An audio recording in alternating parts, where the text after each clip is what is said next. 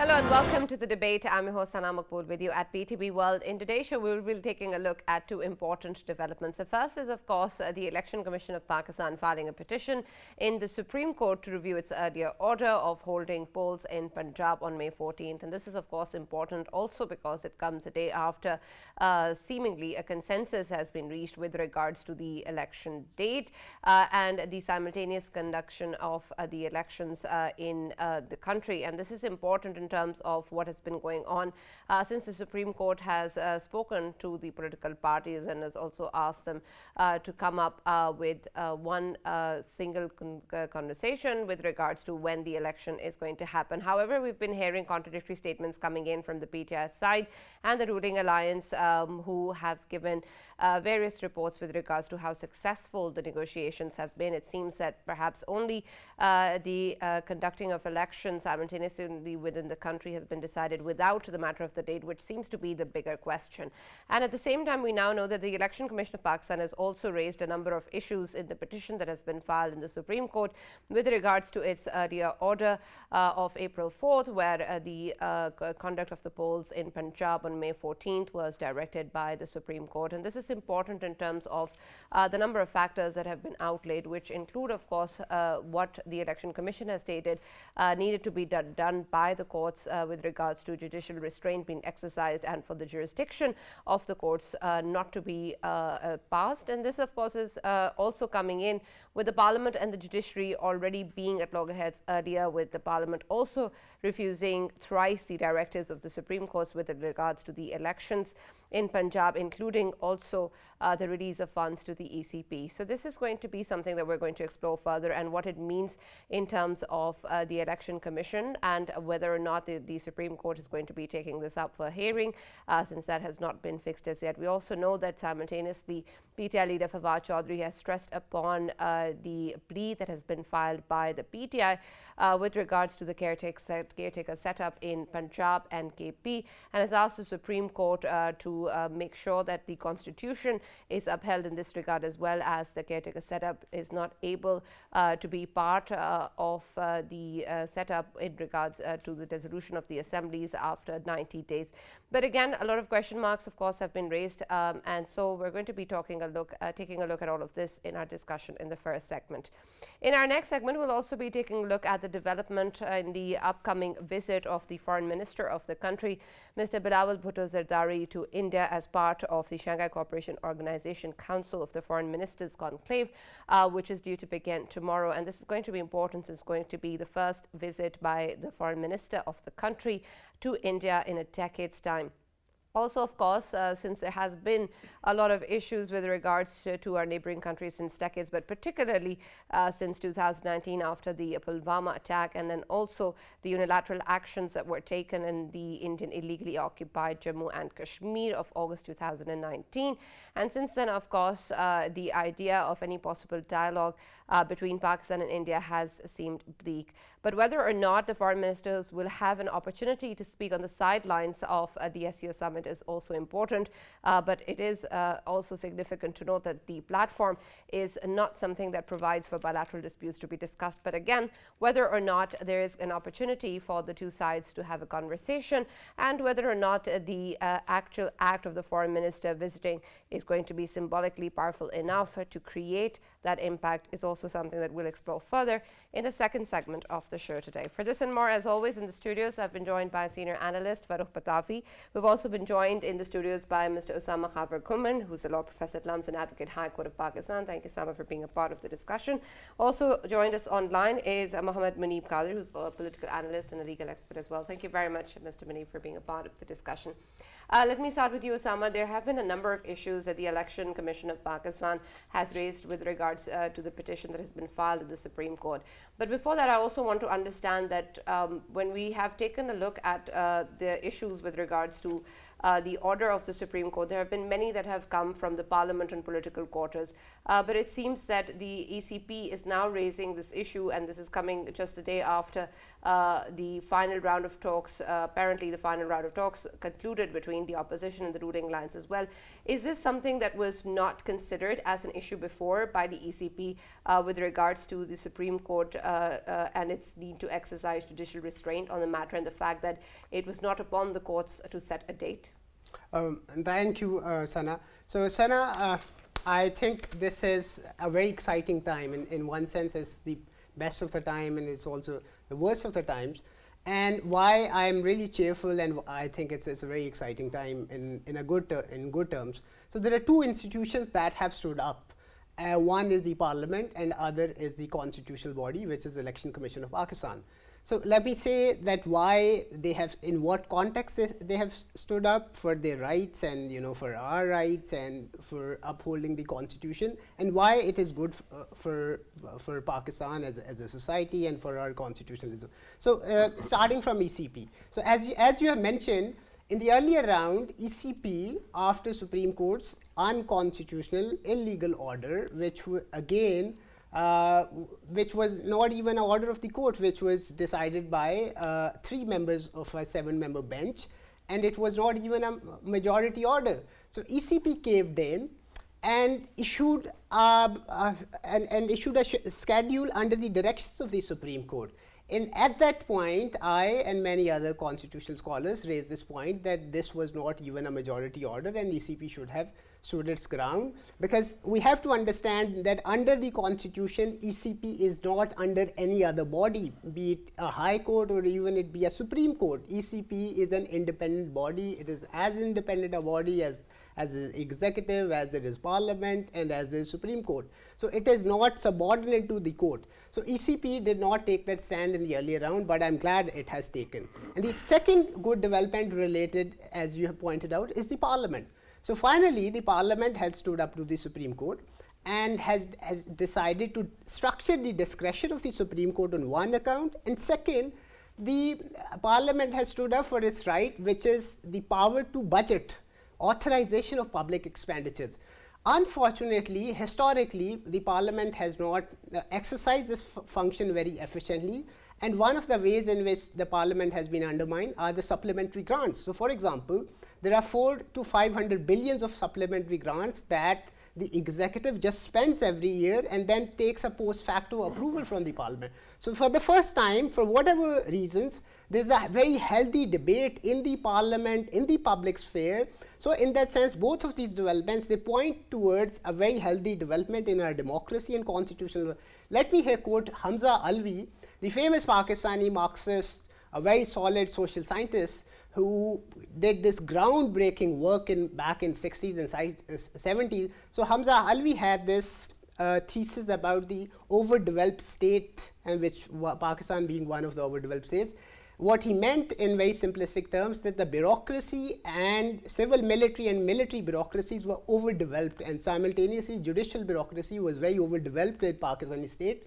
And the civilian institutions, especially the democratic institutions like political parties and Parliament, wasn't very developed.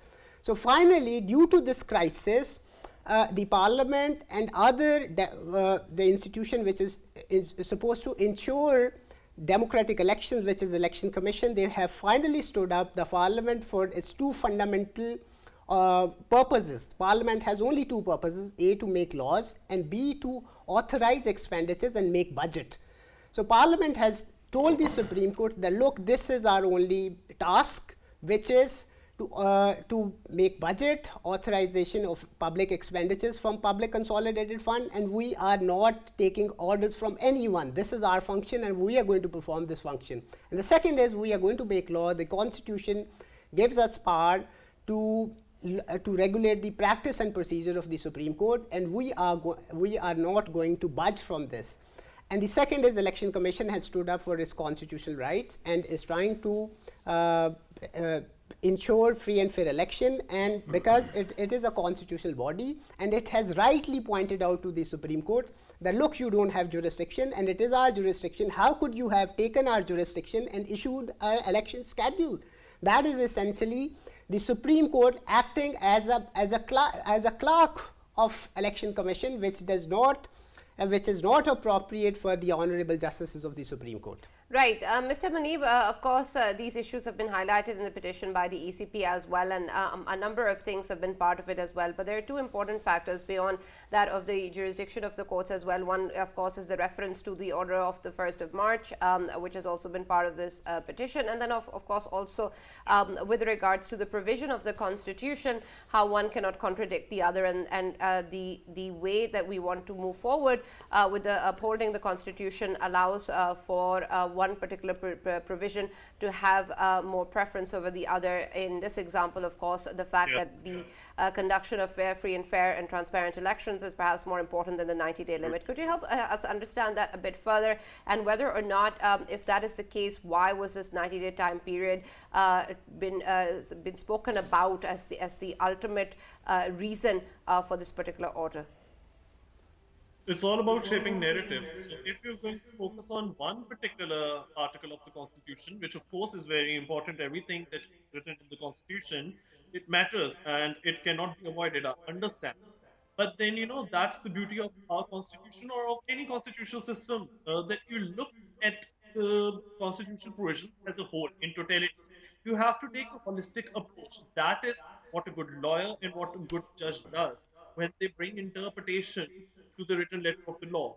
And so you cannot look at Article 224 in isolation and be saying that you have to be holding elections within 90 days time limit, because in any case we beyond that time limit. So the focus should be on the true letter and spirit of the law, which is the fact that, interestingly, the Election Commission of Pakistan has also highlighted in its petition to the Supreme Court that Article 175(2) says that no court shall have any jurisdiction save as is or may be conferred on it by the Constitution or by the law of the land or by any law. So that is what matters. You cannot then be looking at the court's suo motu jurisdiction or Article 224 without having regard to Article 175, which says, yes, the courts have the ultimate role of ensuring that the Constitution is followed, of upholding the rule of law, but that is not subject to law and the Constitution. And the law and the Constitution demand the dichotomy of power, exactly what the ECP refers to today. And also, the ECP has referred to Section 58 of the Elections Act 2017, which gives the ECP the power to push forward the date for elections if the ECP deems it to be necessary. And Article 218 of the Constitution, keeping that in mind, it puts an obligation on the ECP to ensure that free and fair elections are held. And that's an impossible feat if the security considerations, they are not in order, if the necessary funds for the elections have not been secured. And the ECP is also referred to the fact that, keeping elections twice in the same year, I mean, at different times, for KP and Punjab assemblies at a separate time, and in a very short span on, for the National Assembly and other provincial assemblies, that would incur duplication of costs and expenditure for a country which is suffering from, the effects of devastating floods of the last year, and when we are still trying to secure a deal with the IMF, and there's an crisis of sorts. Keeping all of these considerations in mind, I think that the ECP's plea that the judiciary should exercise restraint, it is very timely and it is the need of the hour. And also keeping in mind the fact that, the opposition party, the PTI, has itself indicated that they are very much willing to push the election date beyond 14th May, highlights that, ultimately the PTI's concern is not really related to Article 224. Even the PTI is not concerned with, the 90-day time limit. All they are concerned with is having their way. The PTI has said that they are ready to have, Punjab and KP election beyond the 90-day period, beyond 14 May even, if the government agrees to also dissolve the National Assembly and the other remaining provincial assemblies at the same time. So we need to look at this in, perspective, in context. And the context is that first of all, the Supreme Court rewrote Article 63A of the Constitution, which then enabled the PTI to, use its clout in the Punjab and KP assemblies and dissolve it only to dissolve those assemblies only to pressure the government for early election. So when you misuse your powers, when you misuse your influence in order to lead to a situation which is favorable to you, I think that what is the need of the hour is that the PTI's move of dissolving the KP and Punjab assemblies, that is what needs to be judicially reviewed, because something very similar had happened in the UK when, the Tory Prime Minister, the Conservative Prime Minister Boris Johnson had prorogued the Parliament in 2019 to secure a political result which was favorable to him. And the UK Supreme Court, in the case of R. Miller versus the Prime Minister, had declared the prorogation of Parliament illegal. So you cannot be proroguing, you cannot be dissolving assemblies for your political ends. You cannot play with the law, with the constitution to serve your own vested interests. So I think that the ECP's contention that the constitution needs to look at as a whole, I think that is very valid. Right, absolutely. And Farrukh, in our discussions in the past as well, there have been numerous occasions where timing has been brought up as a major issue. And I want to understand when there's a lot of question marks that are being raised with the credibility of the benches, and then, of course, with the Parliament already refusing previous directives by the Supreme Court, what exactly do you think can be possibly misinterpreted in terms of how the ECP has put forward this, however valid this petition may be in terms of the timing, and whether or not that can then be viewed as a delaying tactic or talked about by the opposition parties? And then secondly, how this is going to influence the date, as Mr. Muneeb was talking about, which is being used by the PTI as a way to push the ruling alliance to dissolve the assemblies. Of course, it's already been spoken about as impractical, but in terms of them being able to use this, does this not render that meaningless? Right, Sana, I think that first of all, let me congratulate Pakistani media for its wisdom and its intellectual strength, because yesterday we kept on hearing that both sides have in principle agreed to the idea of holding elections on the same day, right? Yes. So in that news also, I think there was also one more development, that they have in principle also agreed to hold the elections on the basis of adult franchise, and they have also agreed that the system will be first past the post system, right? I mean, otherwise, the simple fact is that nothing has changed. Both these parties want to have elections on the same date, but the difference is that PTI wants to, force the government's hand by compelling it to actually prepone the elections and bring them as soon as possible. And what date they want, they are actually talking about 14th of May as the time, or perhaps then later on Imran Khan Sahab actually spoke about July as the possible month when the election can take place. And what happens in July, Sana? In July, nothing else happens. The only thing that is there is the CJ. The CJP will be the same, and because of that, then they can, or the advisors who are advising Imran Khan Sahab will be able to maneuver a way that they can actually purge, carry out the purge in the Supreme Court bench, get rid of all the independent-minded judges, and get whatever people they want installed in the future. So this is how things are. The government says that we are not going to hold the elections early, and I think there is nothing in the statute book, there is nothing in the constitution that empowers Supreme Court or any other body this capacity, with the exception of course of Parliament itself, to dissolve the assemblies, not only at the federal level but also provinces prematurely, right? So all this talk of having consensus is a marketing ploy. I don't think there is any consensus. Both sides are kind of sticking to their guns. Now, the question regarding delaying tactics and all, I think that it all depends on, or for that matter, the plea or the petition that was submitted by the Election Commission of Pakistan, and it was correctly pointed out by Usama Saab here, Ghumman Saab here, that at the start election commission did blink because there was no order of the court, and yet the election commission ended up handing out a schedule, and then they had to retract, and finally it seems that they have woken up.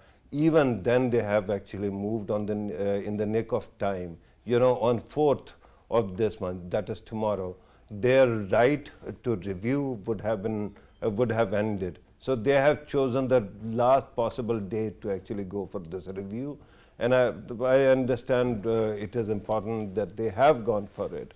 Whether to expect anything substantial coming from this Supreme Court, my only summation is we keep on laboring under the delusion that it is about elections or holding of elections. It is not. It isn't even about the fight between PDM or PTI. It has been, and it is about conflict within the state itself, heart of state itself, some kinds of schizophrenia where there were multiple personalities which kept on fighting. And that in the end resulted in the removal of Imran Khan from power. Gradually one side has consolidated the position, but that still remains in the Supreme Court of Pakistan, where it seems that the Honorable Chief Justice of Pakistan has appropriated a national crisis to actually get on with whatever his own personal agenda was, and that was to get rid of Qazi Faiz Isa and the judges who are actually aligned with his point of view. So because of that, I think all the politicians are being played like a fiddle. I think that at this time, the only thing that matters is to keep the prize in sight, and that is having people tomorrow, day after tomorrow, who believe in some kind of structure, in structure within the power or structured power. For example, this idea that CJ should be able to actually have unlimited powers, especially through suo motu or similar other powers, that has actually led to sacking of many prime ministers, 3 prime ministers already. So whom you are going to side with is the question. And what I have seen so far, Imran Khan somehow keeps getting the worst or the crummiest advice possible, and he ended up with hitching his wagon with this lot. And while at this time, I think when they do it, they are actually pushing away the people who would have never actually opened the court at night to sack him. So that is the problem. Right. But I think that they want to actually go for it. They deserve what is coming for them. Right, absolutely. Mr. Usama, the issue, of course, with regards to this particular petition and the issue of the election date is perhaps not just in terms of what the legal terms are defined, but also has now become an issue with regards to the jurisdiction of the institutions, also part of the petition, and of course what has happened previously with reference to the CJP, the benches, the judiciary, the rifts among the judiciary, and then of course between the judiciary and the parliament as well.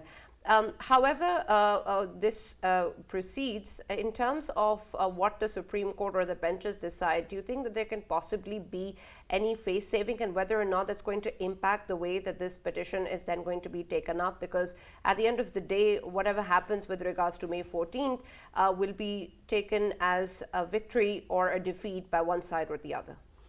Sana, I don't think there's going to be a face saving because we are giving too much credit and leeway to these people, though and the second thing, I think in constitutional matters, and especially these are matters of state, there should not be any face saving. This is not in public interest, because as you have pointed out, and Pitafi sahab correctly pointed out, this battle at this point, in one sense, there are different layers and different aspects to it. But one of them is it rule of law or is it rule of one man? And as Pitafi sahab earlier pointed out in one of earlier sessions, that whether the Chief Justice is the state.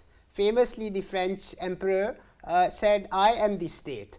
And similarly, medieval law is distinguished from the modern law, because in the medieval law, king could do no wrong. So law was what the king said.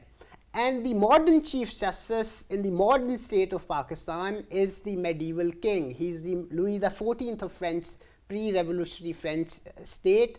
He's saying, I am the law. And this, in fact, 2 days ago on the hearing concerning this bill, which the Supreme Court is illegally and unconstitutionally hearing, the lawyers, very senior lawyers, especially the bar council representatives of all the 5 bar councils of the country, they asked the Chief Justice that why he hasn't included the other justices, or why has he chosen to include only 8 of these justices.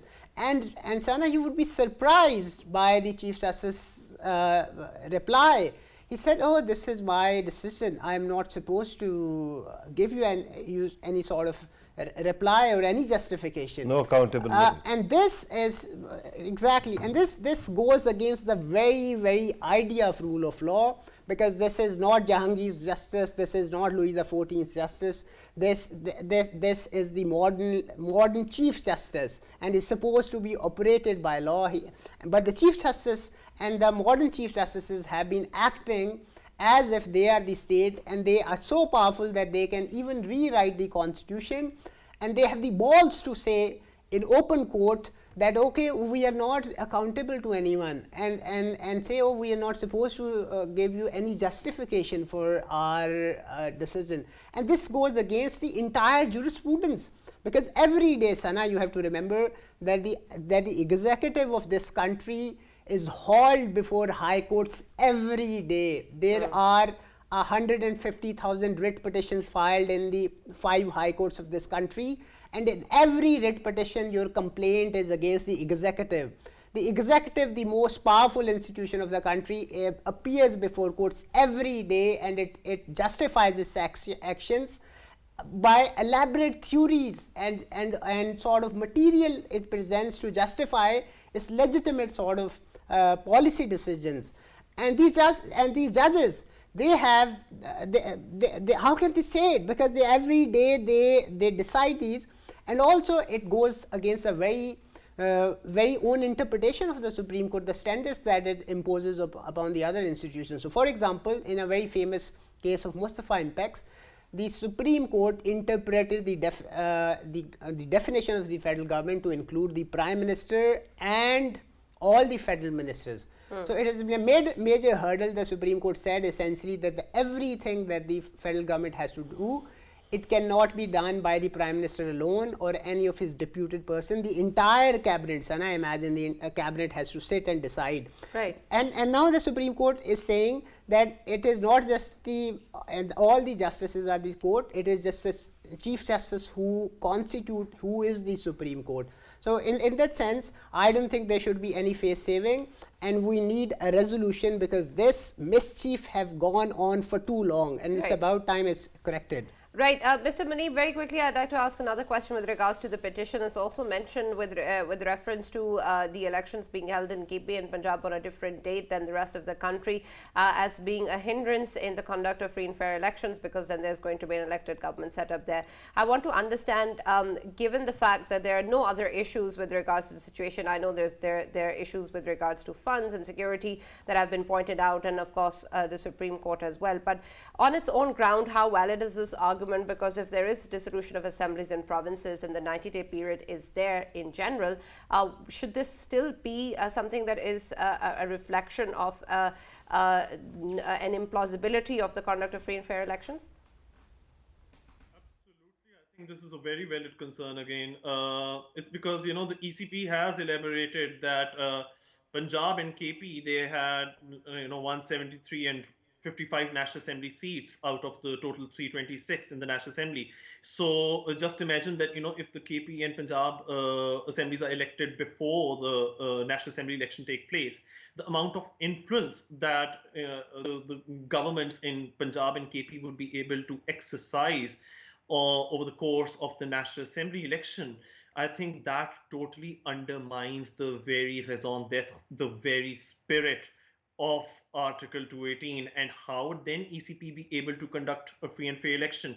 And like I, pointed out in my last reply to your question, that there is a discrepancy in the PTI's own narrative, because I mean, on the one hand, they are talking with the government, and on the other hand, I mean, they are writing letters to the Supreme Court saying that they want to stick to their demand of having a 14th election. And then in their talks with the government, they're saying, you know what, on certain conditions, we're ready to push the election dates forward for KP and Punjab assemblies. I mean, you cannot even come up with one coherent narrative with one coherent demand yourself, and you're conflicted. So I think that this is just meant to gaslight, and this is just meant to evade accountability, evade constitutionalism itself. And constitutionalism demands free and fair election, and I think that free and fair election can only take place if there are enough resources with the ECP, in addition to the elections taking place at the same time across the whole nation. Right. Thank you very much, Mr. Muneeb, for joining us and being a part of the discussion. Let me also welcome in the debate Dr. Jamil Khan, former ambassador, who's joined us for our next segment on SCO. But before that, Farrukh, anything you'd like to add on the previous segment? Right, Sana, very quickly, I first of all actually wanted to congratulate Ghumman Sahab for actually raising the level of a discussion by bringing in Hamza Alvi, one of the names that I thought I will never hear again. But then, of course, one phrase that I did not expect to hear today was, let me begin with you, Usama. But that is also amazing. Regarding one thing that has happened recently in past few days, and that actually shows you for a party, I keep on reminding you that I don't have any dog in this fight. I have voted for all these parties in the past, and I promise you I am never going to vote again, right?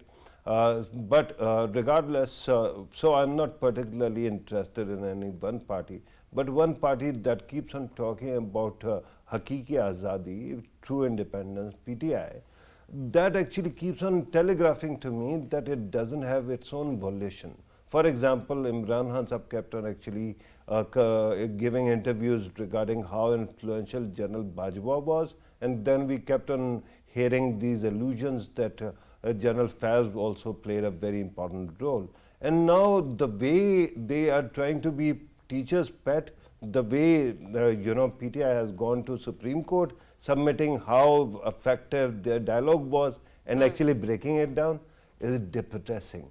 So I would just request them to please, at least when you talk about consistency, at least remember you're talking about Hakiki Azadi, and this is truly depressing that you keep on pretending to be the teacher's pet. That is not way. Right. Dr. Jamil Khan, welcome to the debate. And we're going to be talking about, of course, the foreign minister's upcoming visit to India. And it's important, especially, of course, given the fact that this is going to be Pakistan's foreign minister's visit to India in a decade's time. And then, of course, given the fact that since 2019, we've particularly had relations with India that have been deteriorating. And because of that, of course, this will hold utmost importance. I'll come to the summit itself and the value it holds and whether or not it's going to give an opportunity for the foreign ministers to interact and the impact that that will have. But on its own ground, what do you think in terms of the decision of the foreign minister to participate in the SCO Council and for the foreign minister to visit India, and how helpful do you think that's going to be? Diplomacy is engagement, in fact, and the 11-year disengagement what we had, regardless of the fact what controversies we had, and we had our principal stand on Kashmir, and after particularly once the 370 article of India was abrogated and 35A was abrogated, we had a very solid stand. But regardless, the engagement should never be given up. So it's a good decision, I would say. And I've been hearing certain points in various discussions, in various talk shows, for and against. But right from the very beginning, people like myself are of the view that the platform is a huge platform, a platform which was established in 2001 and which covers about 40% of the population of the entire world, 30% of the GDP of the entire world, 4 nuclear countries, right? And their charter rights,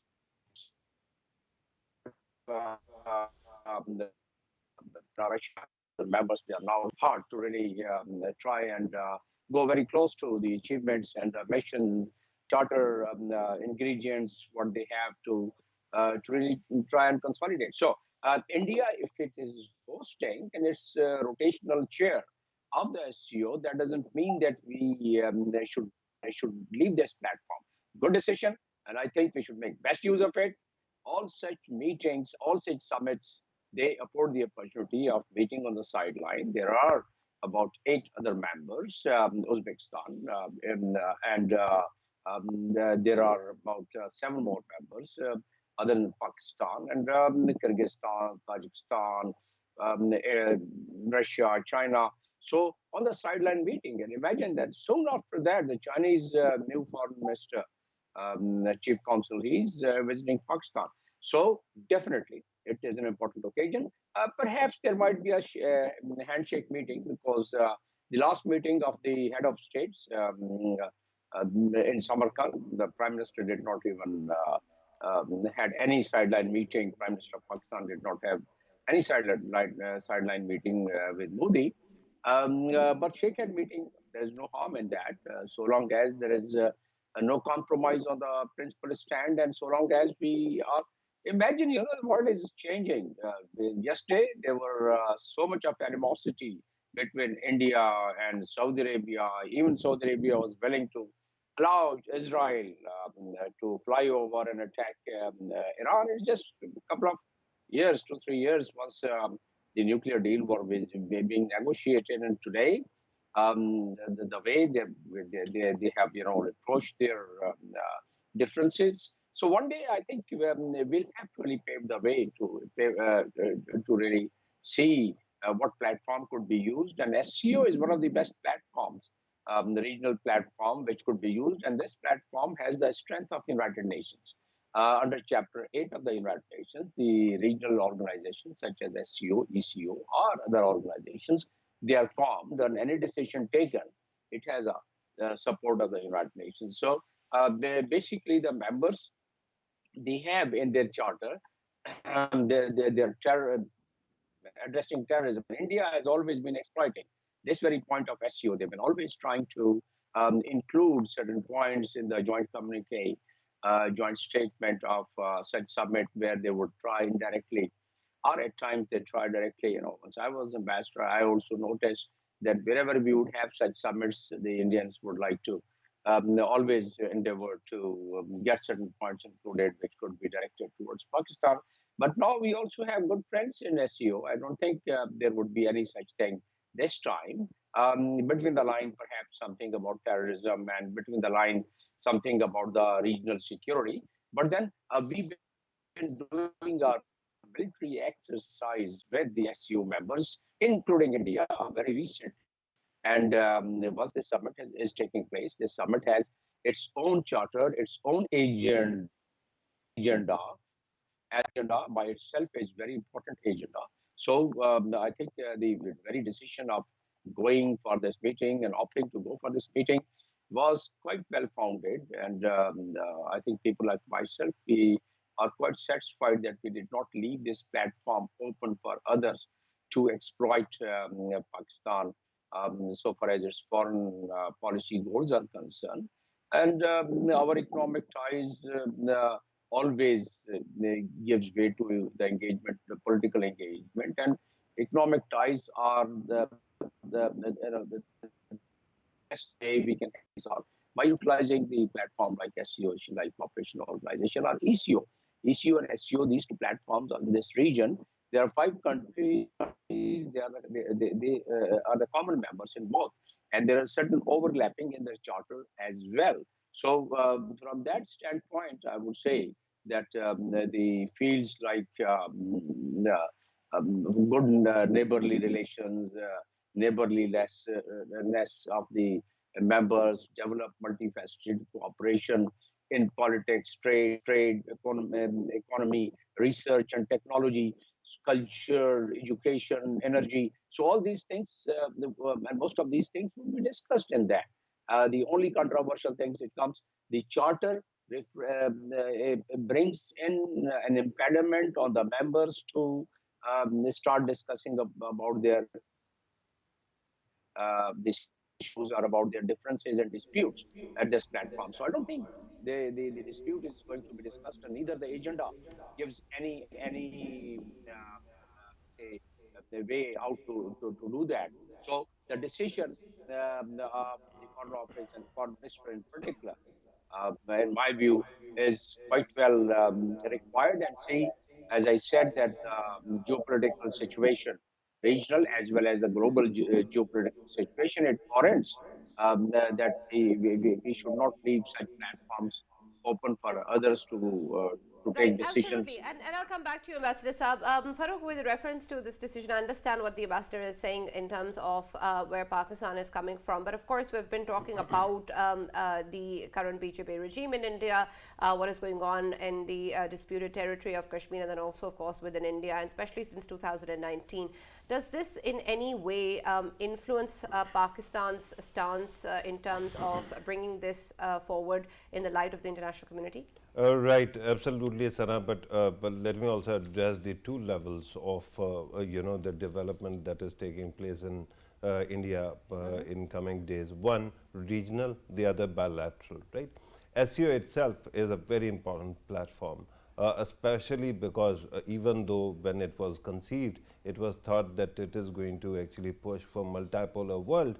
But now, as Ambassador Saab rightly pointed out, that because there is an international system, especially UN, it has structured itself as a regional beneficial organization which has great potential, right, regarding population, regarding so many other aspects that these countries can benefit from mutual cooperation and working together.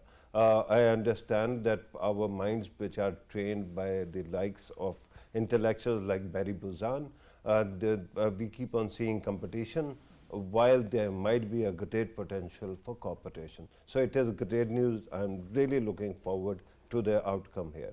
Regarding the bilateral issues, Pakistan and India have this very interesting dynamic. Let me take you back to General Musharraf and Vajpayee days.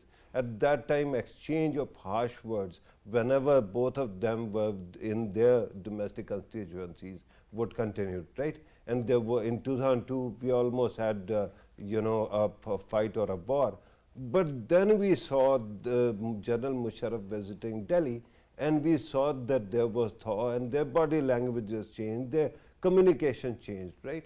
Similarly, at this moment, because in the past, in 2019, when elections were taking place in India, at that time the war mentality of hysteria actually played out well, and they won.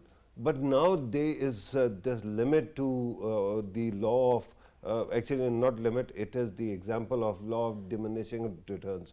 You cannot keep on pushing the war agenda forward and then hope that there won't be any war.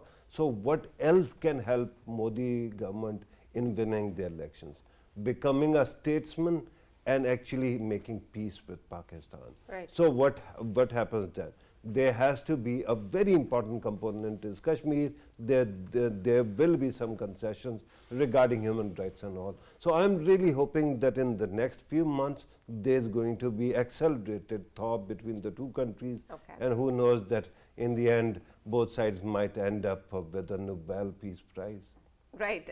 Ambassador Saab, with reference to what Farrukh is saying, should we be revisiting our stance on the issue of dialogue with India, particularly after August 2019, and with special reference to the issue of Kashmir? I didn't say that. Ambassador Saab, are you with us? So Yes, you'll have to I'm with unmute. you. Can you hear me? Yes, sir. Can you hear me? Right. So basically, we don't have much choice. As a matter of fact, in view of the regional and international geopolitics, politics, they will have to really leap through certain stages of entering into a dialogue. Because see the how the world is really, even the Palestine problem, there's a mediation going on, and after Abraham Accord and after Iran and Saudi Arabia, I can foresee that the Palestinian problem, although it looks very uphill task, but that is also going to be resolved. Then why not Kashmir? The SCO one of the SCO point is the connectivity. India knows that their aspiration and their all progress of the future, chunk of it depends upon the connectivity of the Central Asian country. And the connectivity is one of the major points of the charter, that is Charter Article number 3 of SCO. So India would definitely like that. They should try and make best use, and unless Pakistan agrees to it. It's a multilateral forum. We are obliged to follow certain decisions of SCO, but that is with the concurrence and with the agreement of all the members. So connectivity, India is really looking. And I understand that, Jamil Sahab, of course, but of course beyond that is still something that remains to be seen. But thank you very much for being a part of the discussion and for joining us in the debate. Thank you, Mr. Usama Ghumman, for being a part of the discussion as well. Thank you, Farrukh, for always being part of the debate. That's all that we have from the show. We'll see you tomorrow.